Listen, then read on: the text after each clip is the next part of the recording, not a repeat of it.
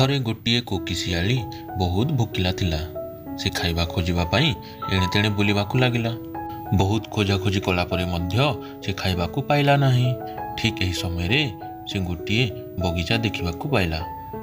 ବଗିଚାଟିରେ ବିଭିନ୍ନ ପ୍ରକାରର ଗଛ ଗୁଡ଼ିକ ପରିପୂର୍ଣ୍ଣ ଥିଲା ଏବଂ ସେହି ବଗିଚାରୁ ମିଠା ମିଠା ବାସ୍ନା ଆସୁଥିଲା। କୋକିଶିଆଳିଟି ଭାବିଲା, ମୋର ଖାଇବା ଖୋଜିବା ସଫଳ ହେଲା। ଏମିତି ଭାବି ସେ ଆହୁରି ଜୋରରେ ବଗିଚା ଆଡ଼କୁ ଧାଇଁବାକୁ ଲାଗିଲା। ଯେମିତି ସେ ବଗିଚା ପାଖକୁ ଯାଉଥାଏ, ସେହି ବଗିଚାର ମିଠା ମିଠା ବାସ୍ନା ଆହୁରି ବଢ଼ିବାରେ ଲାଗିଥାଏ। ସେ ଭାବିଲା, ଏହି ବଗିଚାରେ କିଛି ତ ଗୋଟେ ଖାସ୍ ଅଛି, ଯାହା ଆଜି ତାକୁ ଖାଇବାକୁ ମିଳିବ। ଯେମିତି ସେ ବଗିଚାକୁ ପହଞ୍ଚିଲା, ଦେଖିଲା ବଗିଚାରେ ବହୁତ ଗୁଡ଼ିଏ ଅଙ୍ଗୁର ଗଛ ଅଛି।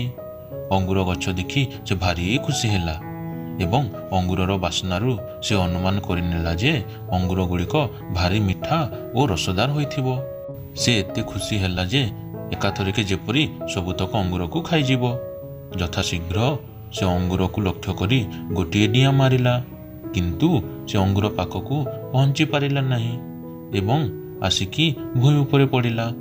ତାର ପ୍ରଥମ ପ୍ରୟାସ ବିଫଳ ହେବାରୁ ସେ ଭାବିଲା ଆଉ ଥରେ ଚେଷ୍ଟା କରିବ। ଏହା ଭାବି ସେ ପୁଣି ଥରେ ନିଜର ସମସ୍ତ ବଳକୁ ପ୍ରୟୋଗ କରି ଡିଆଁ ମାରିଲା, କିନ୍ତୁ ପୁଣି ଥରେ ତାର ପ୍ରୟାସ ବିଫଳ ହେଲା ଓ ସେ ଅଙ୍ଗୁର ପାଖକୁ ପହଞ୍ଚି ପାରିଲା ନାହିଁ। କିନ୍ତୁ ସେ ହାର ମାନିଲା ନାହିଁ। ସେ ନିଜକୁ ନିଜେ କହିବାକୁ ଲାଗିଲା, ଦୁଇଟି ପ୍ରୟାସ ବିଫଳ ହେଲା ଯେ କ'ଣ ହେଲା, ପୁଣି ଥରେ ଚେଷ୍ଟା କରିବି ଓ ନିଶ୍ଚୟ ସଫଳ ହେବି। ଏହା ଭାବି ସେ ପୁଣି ଥରେ ଡିଆଁ ମାରିବା ପାଇଁ ସ୍ଥିର କଲା। ଏଥର ସେ ତାର ଶରୀରର ସମସ୍ତ ବଳକୁ ପ୍ରୟୋଗ କଲା ଓ ସବୁଠାରୁ ଲମ୍ବ ଡିଆଁ ମାରିଲା। ସେ ଭାବୁଥିଲା ଏଥର ଅଙ୍ଗୁର ପାଖକୁ ପହଞ୍ଚିଯିବ, କିନ୍ତୁ ଏଥରକ ମଧ୍ୟ ସେ ଅଙ୍ଗୁର ପାଖକୁ ପହଞ୍ଚି ପାରିଲା ନାହିଁ ଓ ଆସିକରି ଭୂଇଁ ଉପରେ ପଡ଼ିଲା। ଏତେ ଚେଷ୍ଟା କଲା ପରେ ମଧ୍ୟ ସେ ଅଙ୍ଗୁର ଖାଇପାରିଲା ନାହିଁ। ତେଣୁ ସେ ଅଙ୍ଗୁର ଖାଇବାର ଆଶା ଛାଡ଼ିଦେଲା ଏବଂ ହାର ମାନିଗଲା। ସେ ନିଜର ବିଫଳତାକୁ ଲୁଚାଇବା ପାଇଁ ନିଜକୁ ନିଜେ କହିବାକୁ ଲାଗିଲା ଯେ ଏହି ଅଙ୍ଗୁର ଗୁଡ଼ିକ ବହୁତ ଖଟା, ତେଣୁ ମୁଁ ଏହି ଅଙ୍ଗୁର ଗୁଡ଼ିକୁ ଖାଇବି ନାହିଁ।